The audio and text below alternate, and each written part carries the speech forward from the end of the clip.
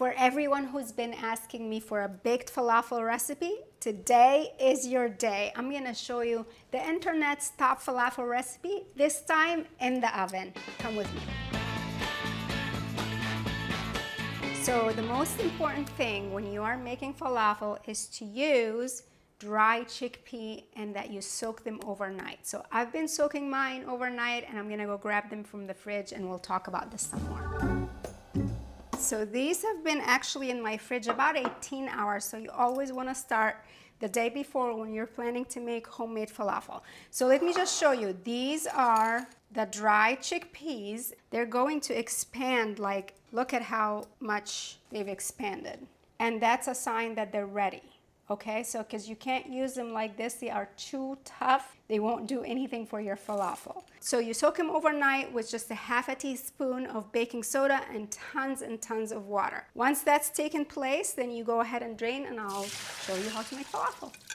All right, so we're gonna dry our soaked chickpeas once we've drained them, of course. Just a clean kitchen towel and a little paper towel on the inside. For the person who's just wondering why can't I use canned chickpeas, that's the worst thing you can do when you are trying to make homemade falafel, especially if you're frying them. When you're baking them, it's a little more forgiving, but I'll tell you what, honestly, it won't give you the texture you need and your falafel would disintegrate in the oven. You are trying to utilize the starch from dried chickpeas to actually form a binding agent to keep the falafel together. And now you should be able to just split the chickpea like so. This is what you want. These guys are ready. We're gonna go ahead and make our falafel mixture. And I'm using the same exact seasoning that I use for my traditional falafel recipe, which is the top recipe on the internet. I know. I'm very proud of my falafel. It's a family favorite and you must try it. All right, so here we go. We're going in. Look at that. I did it, hooray. Hey, I got most of them in there, so it's all right. The key to beautiful falafel is all the herbs that go in it. So we're gonna go ahead and just break up some dill and some parsley and cilantro. Those three are always in my falafel recipe. And I do use the parsley stem because it does give a ton of flavor. And then also some cilantro. We're gonna pack this party. Then we're going in with one onion, cut it up a little bit so that it's easier to combine. There's a lot going on, but it's easy peasy. You won't believe how gorgeous it will turn out. And then some garlic, a good big pinch of kosher salt. This is your only opportunity to season your falafel mixture. Well, maybe there's another. No, this is it. Sorry, guys. So do this well. Oh, Max is playing with the chickpeas that fell. He doesn't know what to do with it. A nice big pinch of black pepper, 1 tablespoon coriander. Are you with me? I'm with you. Don't go anywhere. I'm about to blow your mind. 1 tablespoon of cumin, and then just a little bit of the cayenne pepper. If you're unsure, go for half. I'm just gonna go for a whole teaspoon. I feel like my people can handle this. Oh! See, my people can handle it. You're gonna close your food processor and we're gonna pulse a few times until the mixture is well combined.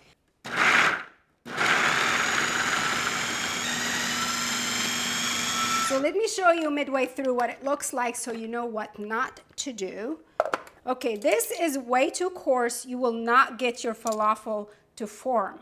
It's just going to be a blob of nothing. So you're gonna have to keep going until the mixture is smooth enough but not too smooth, and I'll show you what that looks like. I'm full of falafel wisdom, trust me.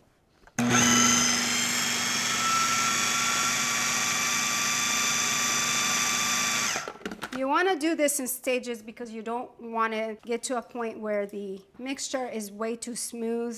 That makes for what I call a dead falafel.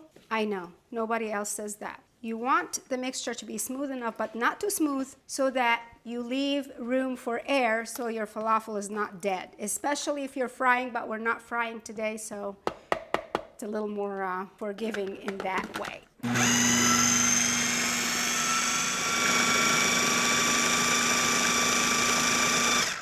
I think it's ready. Here's what we're looking for at this point in time.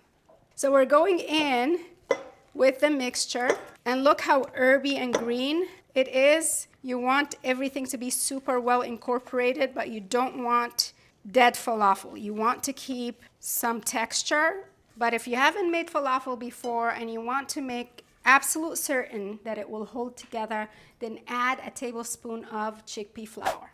But I still say begin with dry chickpeas. And then I'm gonna add one more secret ingredient. 1 teaspoon of baking powder. It's a way to give your falafel a little air. And we're gonna mix this party together, and we're gonna give it 1 hour in the fridge before we work on the falafel patties. And we'll come back to it later. All right, it's been about an hour, maybe a little bit over, which is absolutely fine. We have a couple tablespoons of sesame seeds that I'm gonna add to it, optional. If you don't want it, that's fine. Mix in the sesame seeds. I think they give it some nuttiness. Grab yourself a nice large pan, drizzle a little bit of extra virgin olive oil. To form the chickpeas into patties or balls, maybe measure about 2 tablespoons. And when I bake them, I usually make them into patties because they're just much easier this way. If you're cooking them right now, turn your oven to 350. These won't take very much time at all. My recipe will give you a lot of falafel, but what you can do is freeze some of the falafel patties before you cook them, and you can cook them from frozen. So when you form your patties, one thing you need to keep in mind is don't pack them too hard, like don't squish them. It does need to be kind of together, but allow room for air because you want it to still be as crispy as you can get it in the oven. It's not gonna be as crispy as deep fried falafel, but that's what you guys wanted. You wanted a lighter falafel recipe, so here you go. I'm your one-stop falafel school on the Mediterranean dish. We're just going to go ahead and brush our falafel with the olive oil. You still want to give it color and a little bit of crisp. We're gonna go ahead and stick it in the oven for about 8 minutes or so, then we're gonna turn it over and we'll see what happens. It's been about 8 to 10 minutes, so let's check it out. It smells good. This is probably the halfway point. The bottom should have some color and should have crisped up enough that you're able to lift it and turn it over. What can help give it more color is if you go ahead and brush with more olive oil. All right. Woo! Yes. Ta-da! Baked falafel for the win. It looks a little different and the texture will be different from my fried falafel, but the taste is there, you guys.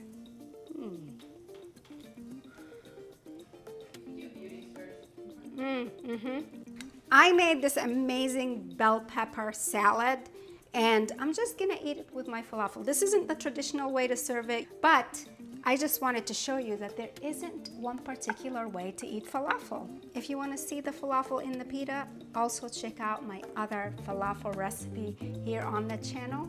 Grab the recipe for baked falafel over on themediterraneandish.com. I will see you later. Ciao.